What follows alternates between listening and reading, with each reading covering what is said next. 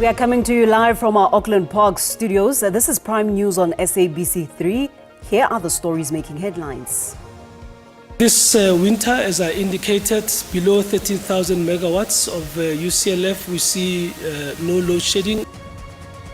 Eskom says no load shedding can be expected this winter if unplanned losses remain below 13,000 megawatts. You can't just do anything in the name of redress and claim it is fair discrimination. There's a benchmark that has to be reached. The DA is heading to the North Gauteng High Court tomorrow to challenge the new quotas for employment equity. It is the overarching goal of government to encourage the development of an inclusive economy. And government has committed to ensuring equitable distribution of money under the 100 billion rand transformation fund. Good evening and welcome to Prime News on 3. A pleasure it is to be in your company this evening. I am Paulette Nao.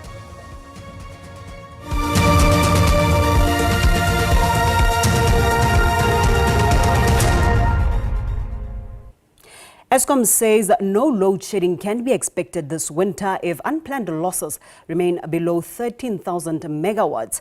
The utilities group chief executive Dan Marokane gave the state of the system winter 2025 outlook at Megawatt Park.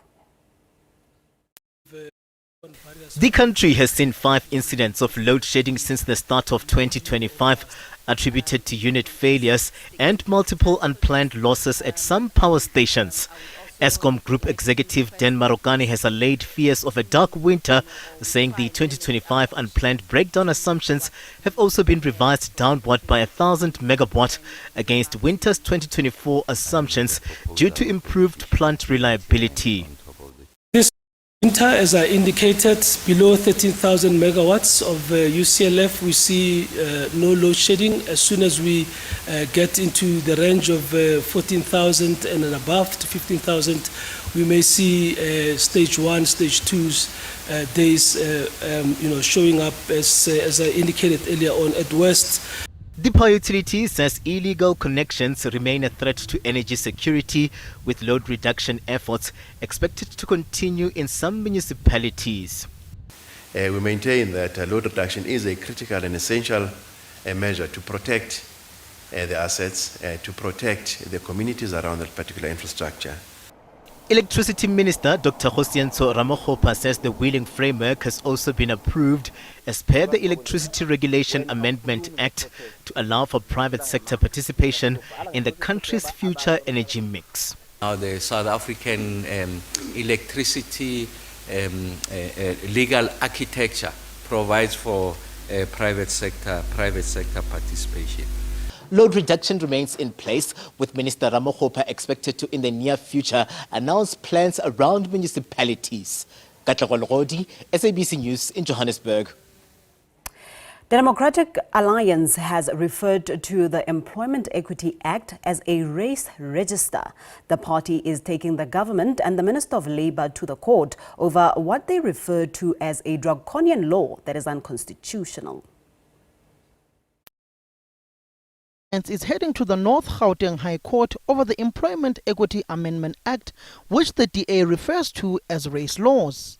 DA leaders believe that this act will disadvantage minorities in the country, in the Western Cape and Indian community of KwaZulu-Natal. Federal Council Chairperson Helen Zille said investors are discouraged by race laws, a term known to be used by US President Donald Trump and his billionaire friend Elon Musk. You can't do anything in the name of redress and claim it is fair discrimination.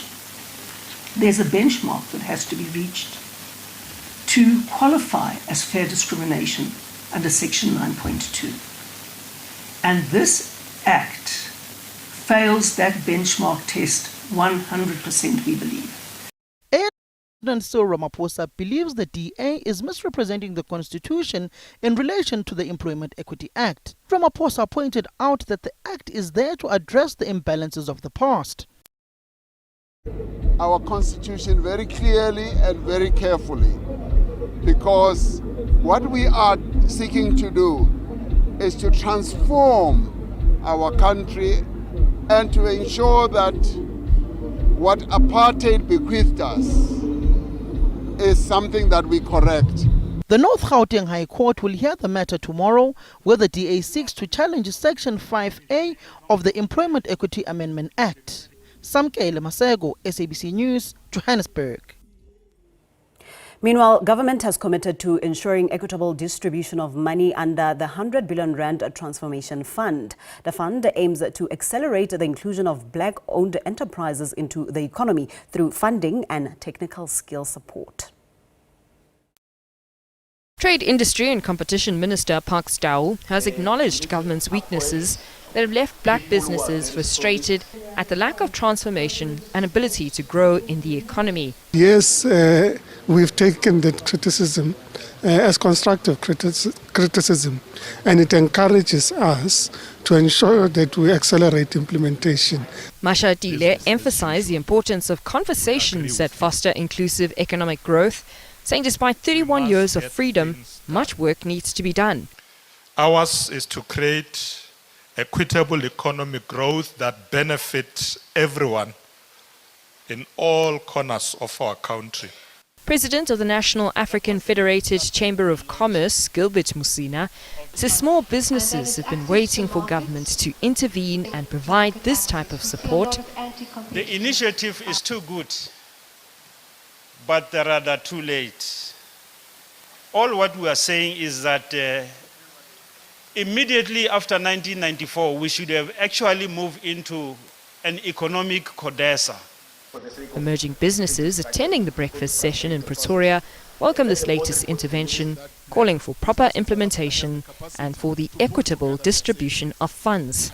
We are in the trucking space, which is a capital-intensive industry, and yeah, it would assist us in terms of getting the correct trucking vehicles to move goods from various places around the nation. The public has been urged to make comments on the draft transformation fund before the 28th of this month. Nosipo Khatebe, SABC News, Pretoria. A memorial service of the 3 police constables whose bodies were retrieved from the Hanops River in Centurion last Thursday will take place at the Bobby's Park in Bloemfontein tomorrow. Police National Commissioner Fanima Semola as well as the Free State Premier Makwina Letoha Matai are expected to attend the service. The families believe that their loved ones will finally rest in peace. This after they performed cultural rituals to fetch the souls of their loved ones from the Hanops River on Sunday. The families also say the process has given them the closure they needed. The bodies of Constables Boipelo Senughe, Keabeji Base and Tebekhulu Linda were retrieved last week after they went missing on April 23 en route from Bloemfontein to Limpopo, where 2 of them were deployed. The Linda family says their son will rest in peace. He kind of answered back, he kind of spoke to us spiritually. And as much as it was difficult, it was like he was saying to us, it is well. And I had to take that message and bring it home. Constable Gabeji Base's family has described her as an angel at heart. Her cousin says despite it not being easy, they are slowly coming to terms with her death. She was actually everything. She was an angel at heart. She liked sharing. She was a bubbly person. She loved life. The memorial service will start at 12 noon at the Bobby's Park in Bloemfontein. Kamagelo Siekwi, SABC News, Bloemfontein.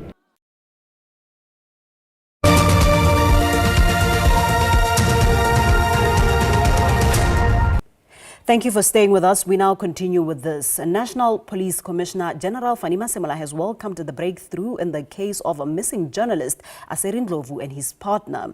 This after 4 suspects of interest were arrested in connection to the pair's disappearance.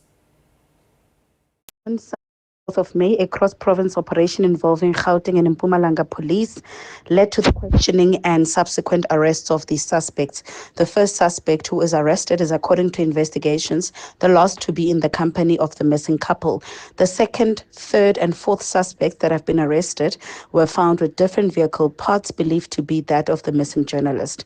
One of those arrested is said to be a mechanic who builds and fixes cars in the Kwa Mhlanga area. 2 VW City Golfs that were found in possession of the suspects have also been seized. The SAPS has since changed the missing persons case to a kidnapping and car hijacking case. Additional charges such as house robbery and being in possession of stolen property are likely to be added.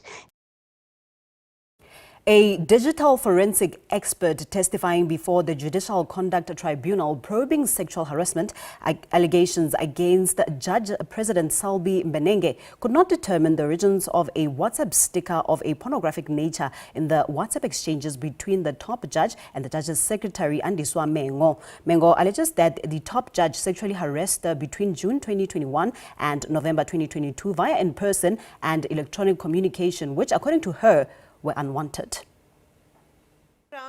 The text messages and images of an explicit nature, which Eastern Cape Judge President Selby Mbenenge disputes sending to Judge's Secretary Andiswa Mengo, were thrust before the expert lens at the Judicial Conduct Tribunal.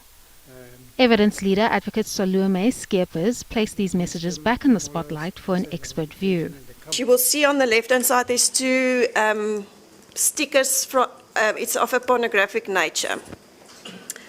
Now, when the complainant testified, she indicated that she received those stickers from the respondent, and the respondent is disputing that he has forwarded to her. Mengo previously testified that she received the sticker of an explicit nature allegedly from the Judge President and that she saved it to her WhatsApp gallery. Mengo added that she could not take a screenshot as the top judge allegedly deleted it. The tribunal, however, was left no wiser on whether the top judge allegedly pressed send on these explicit images. This is expert testimony from the digital forensic investigator, Francois Moller, could not determine the origin. So, no, unfortunately, when a sticker is just saved into the gallery and the original message is deleted, then there's no way to determine the origin. Moller further explained that his analysis of the messages he extracted were from Mengo's phone and that there were no messages found on Mbenenge's device to cross-reference with. So normally if you have two devices and you find the messages on both devices, then at least you can cross-reference and say, but this message was deleted by person A, but it was found on person B's device. So in this case, on the respondent's phone, there's no messages. I couldn't find any messages. The tribunal continues. Kani Mapanga, SABC News, Johannesburg.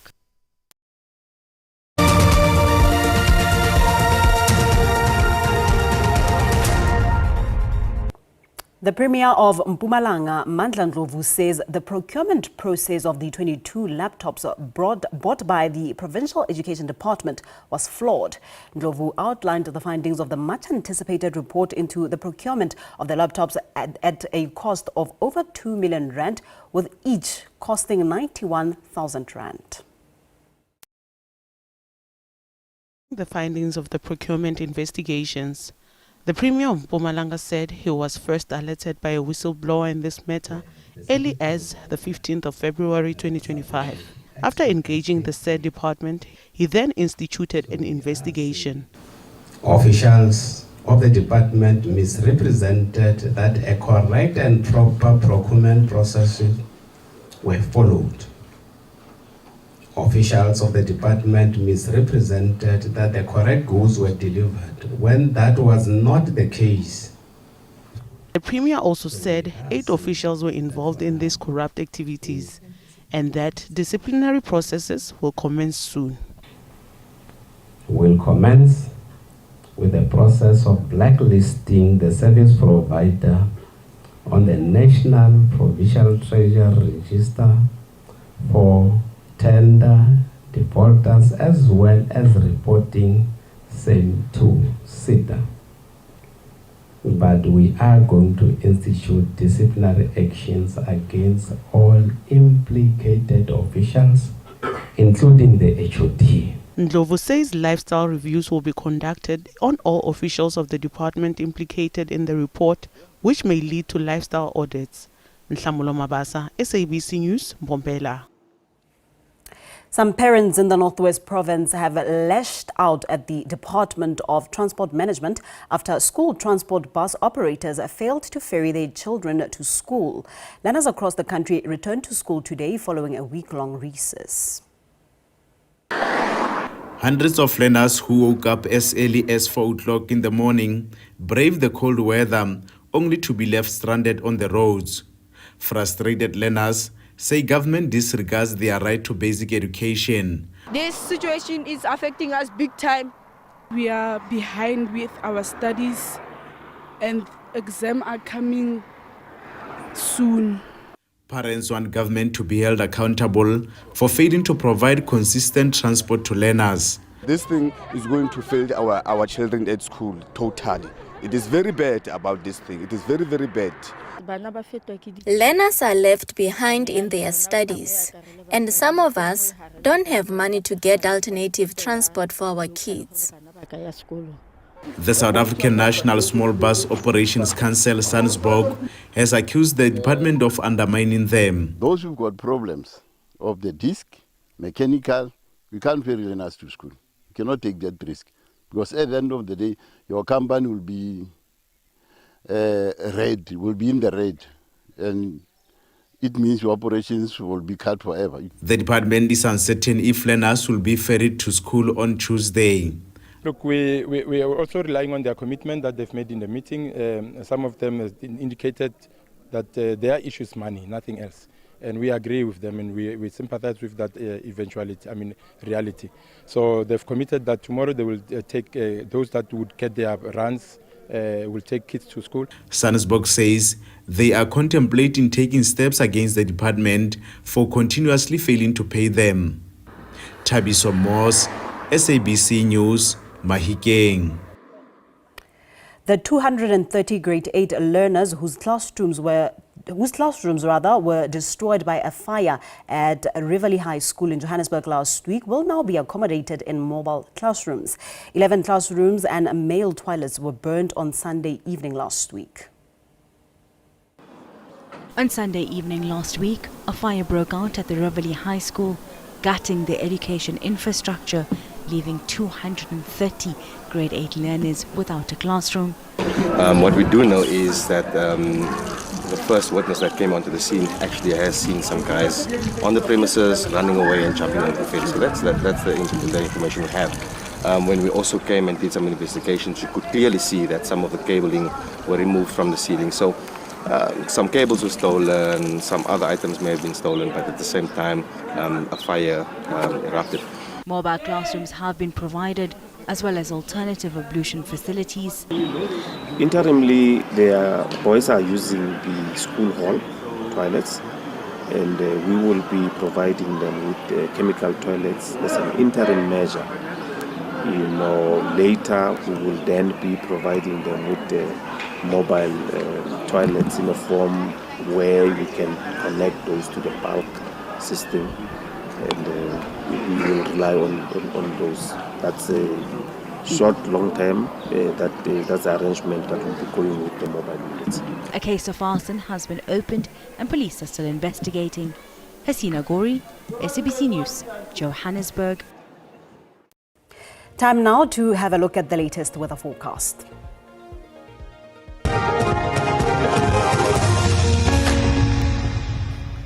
Thank you very much and a very warm welcome to the weather desk. Time for us to look at those conditions over the country. Start looking at tonight's conditions when we have a high pressure system that's dominating the weather over the country. That is why we're expecting clear conditions all over South Africa. We do expect a cold front that is expected to make landfall tomorrow morning over Cape Town, dropping temperatures over the mother city and also causing some partly cloudy conditions over that coast, especially places such as Georgia. And also some morning fog patches is expected over the certain parts of the Western Cape, and also as we move into the KwaZulu-Natal and also as we move into Limpopo. places such as Tawazimbi. Morning fog patches are expected over those areas, which means that visibility will be reduced over those areas. For Wednesday, that high pressure system still dominating. We're still experiencing some cloudy conditions as we move towards the certain parts of South Africa. Also expecting a 30% chance of showers and rain as we move in Umtata for Wednesday. And for Thursday, we see that 30% chance of showers and rain now extending into KwaZulu-Natal. Overall, that high pressure system still causing clear conditions over most of South Africa for Thursday. In terms of temperatures, it is going to be a cool day over most of the central parts of the country. Should be warm as we move into Limpopo, Gauteng, and Mpumalanga for Thursday. Now, overnight temperatures for tonight, it is going to be a cold night over most of the country. 4 will be a minimum over Bethlehem, an average of 8 over Johannesburg, Pretoria and Johannesburg. The mother city also expecting a low of 8. It is going to be a cold night as we move into Sunderland with a low of 3. Now, looking at our maximum temperatures for tomorrow, it is 24 over the mother city. But remember, we do expect that cold front tomorrow, meaning that that 24 will have a chill factor. It will feel like a 10. So it will be cold over the mother city for tomorrow. Warm conditions overall as we move towards the Northern Cape. Cool over Bethlehem with a high of 21. Musina also expecting a warm day with a maximum of 27. That's all the weather I have for you. Stay tuned.